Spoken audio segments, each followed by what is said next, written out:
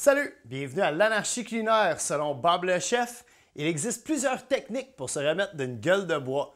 Certains disent qu'on doit combattre le feu par le feu. D'autres, qu'on doit bien manger le lendemain d'une brosse. Alors aujourd'hui à l'anarchie culinaire, on combine l'utile à l'agréable et on cuisine des pâtes au Bloody Caesar. You know what time it is. Drop it like it's hot.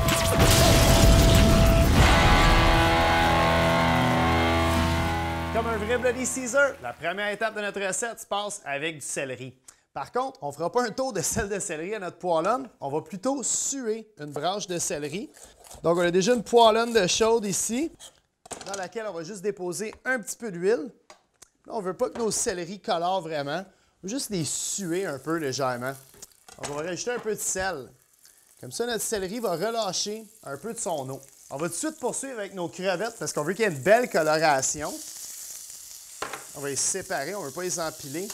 On veut qu'ils soient bien dorés de chaque côté. Là, à ça, on va rajouter une gousse d'ail.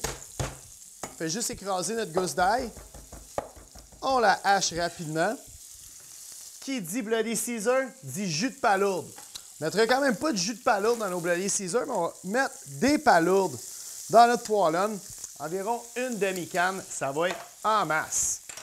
Quelque chose qu'on retrouve souvent dans les Bloody Caesar, qui est très tendance ces temps-ci, c'est des demi-homards ou même du crabe, OK? Ça m'énerve un peu parce que moi, je me demande tout le temps si je devrais boire mon drink ou le manger. Aujourd'hui, vu qu'on le mange, on va mettre un petit peu de chair de crabe directement dans notre poêlonne. On voit que nos crevettes commencent à bien colorer.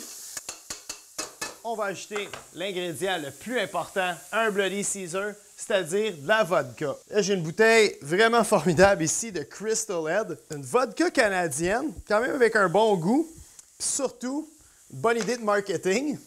Donc, on va ajouter une bonne quantité de vodka,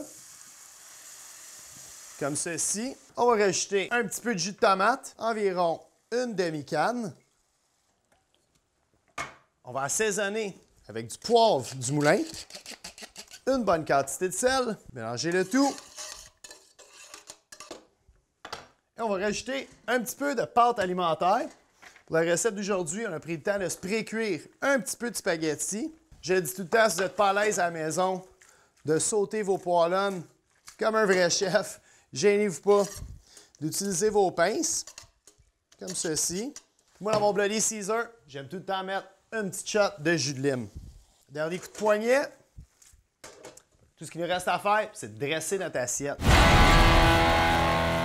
J'aime tout le temps servir mes pâtes dans un bol. Comme ça, quand il reste de la sauce dans le fond de mon bol, je peux imbiber mon pain avec. On va mettre une petite quantité de spaghetti comme ceci. Pourquoi pas, pour décorer le tout. Si vous en avez à la maison, un petit peu d'herbe fraîche, ça peut être du persil, une feuille de basilic ou, comme moi je préfère, un petit peu de ciboulette. Et voilà, un beau petit repas qui va vous remettre de votre brosse de la veille.